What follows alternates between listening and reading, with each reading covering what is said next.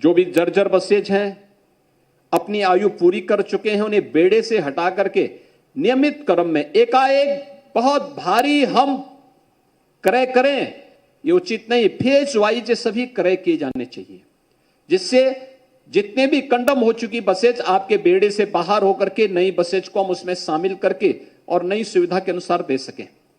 नियमित रूप से हमारा प्रयास होना चाहिए कि परिवहन निगम से जुड़ी हुई बसेज हो या फिर प्रदेश की सड़कों पर चलने वाले कोई भी वाहन, हैवी वाहन हो, 4 व्हीलर हो, ड्राइवर की टेस्टिंग हर प्रतिवर्ष उसकी फिटनेस की रिपोर्ट आपके पास होनी चाहिए। ऑनलाइन सुविधा दें, ऐसे सेंटर विकसित करें। पता लगा कि परिवहन निगम का ड्राइवर या कोई वाहन चालक है, उसको दिखाई नहीं दे रहा और स्टीयरिंग पे बैठा हुआ है, तो अनुमान कर सकते हैं क्या स्थिति पैदा होगी। और इस प्रकार की स्थिति से हमें बचने की आवश्यकता है। इस पर हम जरूर इस व्यवस्था को जो हम लोगों ने पिछले दिनों लागू किया था उसको हम प्रभावी ढंग से लागू करने का कार्य करें।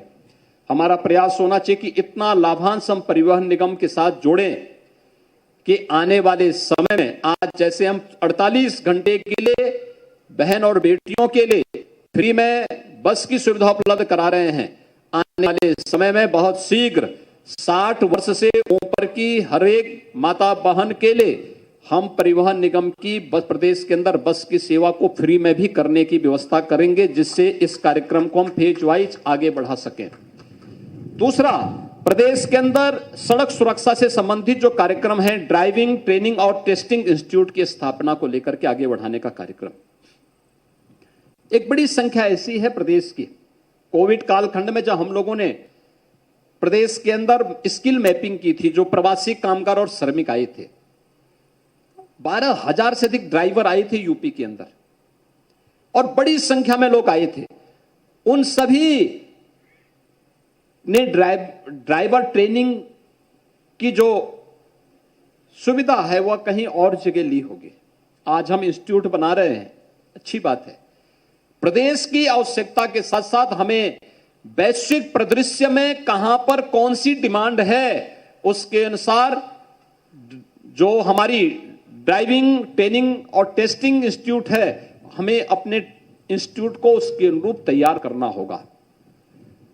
अपने वर्कशॉप को, जितने भी परिवहन निगम के वर्कशॉप हैं, इसमें आपके कार्मिक तो काम करें ही, नजदीकी ITI और पॉलिटेक्निक को भी उसके साथ हम जोड़ें, उन बच्चों को भी इसके साथ ट्रेन करें। आपको फ्री में मैन पावर मिलेगा।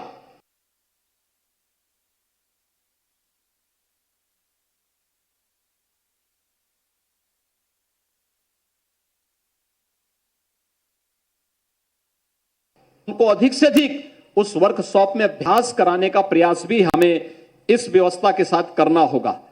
प्रदेश के अंदर और देश के अंदर हम सब के लिए वर्तमान में जो सबसे बड़ी चुनौती है वह सड़क दुर्घटना से होने वाली मौतें हैं। मैंने देखा प्रदेश के अंदर कोविड कालखंड में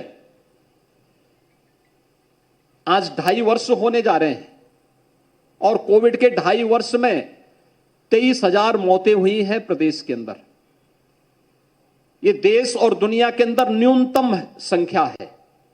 हर मौत हमारे लिए दर्दनाक है, दुखद है, लेकिन कोविड जैसी महामारी से हमने प्रदेश के लोगों को बचाने का काम किया है।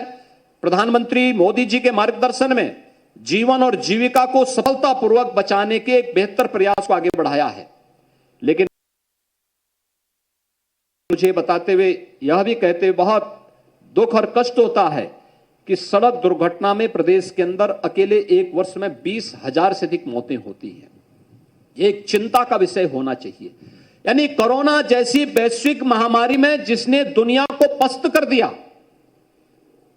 वह उस समय भी प्रदेश के अंदर हम लोग उस 2-2.5 वर्ष के अंदर मौत के आंकड़े प्रदेश के अंदर न्यूनतम रखने में हम लोगों को सफलता प्राप्त हुई।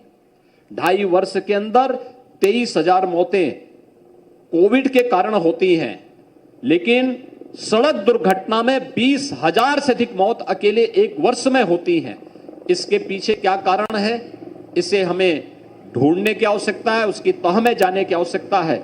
अगर हम उसकी तह में जाने में सफल हो पाएंगे तो निश्चित ही कहीं ना कहीं इसे कंट्रोल करने में हमें मदद मिलेगी। आज के इस अवसर पर मैं एक बार फिर से, जब प्रदेश भर से हम लोग इस व्यवस्था के साथ जुड़े हुए हैं, आज पूरे उत्तर प्रदेश को हर जनपद को दो दो परिवहन निगम की अच्छी बसेज प्राप्त हो रही हैं। इन बसेज को हम लोग प्रदेश के बहन और बेटियों को रक्षाबंधन के अवसर पर उपलब्ध करवाने के साथ ही पूरा परिवहन निगम की हर बस में बहन और बेटियों को फ्री में सुविधा का लाभ प्राप्त होगा, परिवहन की सुविधा का लाभ प्राप्त होगा। इस विश्वास के साथ मैं एक बार फिर से परिवहन निगम को इस पूरे अभियान के लिए हृदय से बधाई देता हूं, अपनी शुभकामनाएं देता हूं और विश्वास व्यक्त करता हूं आम जन की आकांक्षाओं के अनुरूप हम बेहतर परिणाम देने में सफल होंगे।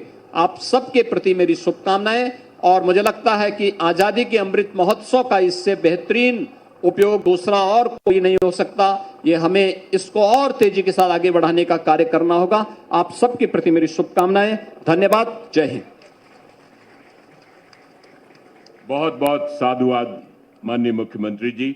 और इससे पहले कि धन्यवाद ज्ञापन हो, माननीय परिवहन मंत्री जी श्रद्धापूर्वक कुछ स्मृति चिन्ह के रूप में भगवान की प्रतिमा भेंट कर रहे हैं। माननीय मुख्यमंत्री जी का करतल ध्वनि से स्वागत हो। मंगलम भवतु मंगलम भवतु। और धन्यवाद ज्ञापन के लिए माननीय प्रमुख सचिव महोदय श्री वेंकटेश्वर लू जी को आमंत्रित करता हूं। परमादरणीय माननीय मुख्यमंत्री जी, हमारे माननीय परिवहन मंत्री राजशेखर सिंह जी,